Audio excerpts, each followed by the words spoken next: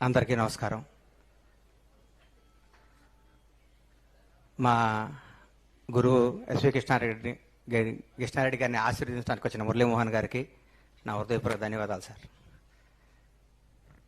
Telugu cinema అంటే అందని ద్రాక్ష పండు కొన్ని కోట్ల మందికి. ఈ సినిమాలో ఎంటర్ అవటం, సినిమా రంగంలోకి ఎంటర్ అవటం చాలా కష్టం. నాకు చిన్నప్పటి నుంచి సినిమా అంటే మోజు, ఎక్కడైనా సినిమా ఇండస్ట్రీలో బతకాలనే ప్రేమతో ఉన్న టైంలో ఫిల్మ్ ఇన్స్టిట్యూట్కి రావడం జరిగింది. తర్వాత ఇక్కడ తట్టుకోవాలి అంటే ఏం చేయాలని చెన్నై వెళ్ళాను. చెన్నై వెళ్తే శ్రీకాంత్ అన్న గొడవ చేయకూడదు, ఏనండి కొంచెం నేను మాట్లాడేది తర్వాత శివాజీ గారు ఏనండి సార్ ప్లీజ్, మీ టైం మా గురువు గారి దగ్గర మాట్లాడుతున్నానండి. పరస్పర తర్వాత కలుసుకొని మాట్లాడుకోండి. గురువు గారి గురించి మాట్లాడే అవకాశం వచ్చింది నాకు చాలా రోజుల తర్వాత. రెడీ అనుకుంటే నేను చెన్నై వెళ్ళాను.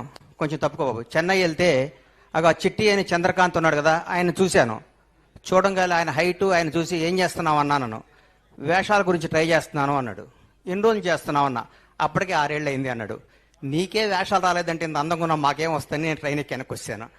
వచ్చి తర్వాత ఒక నిర్మాత దగ్గర ఒక 6 నెలలు మేనేజర్గా చేసి తర్వాత నర్సారెడ్డి గారి దగ్గర ఒక సినిమా చేశాను. నర్సారెడ్డి గారి దగ్గర సినిమా చేసిన తర్వాత సినిమా ఆడలేదు, ఇండస్ట్రీకి ఉండకూడదు, ఇక షాద్ నగర్ వెళ్ళిపోదాం అన్న టైంలో నేను నా ఆప్తమిత్రుడు, నా సొంత సోదరుడు కంటే ఎక్కువ శ్రీకాంత్ అన్న ఇద్దరం కలిసి షిరిడి తీసుకెళ్ళాడు నన్ను. షిరిడి దర్శనం చేసుకుని కూర్చుంటే దారిలో ఏంటంటే వెళ్ళిపోతాను, షాద్ నగర్ వెళ్ళిపోయి మళ్ళీ వ్యాపారం చేస్తానని చెప్తుంటే డైరెక్టర్ గారు థ్యాంక్ యూ బ్రహ్మన్న, సంతోషం, మీరు రావటం చాలా ఆనందం, సంతోషం. మా గురువు గారు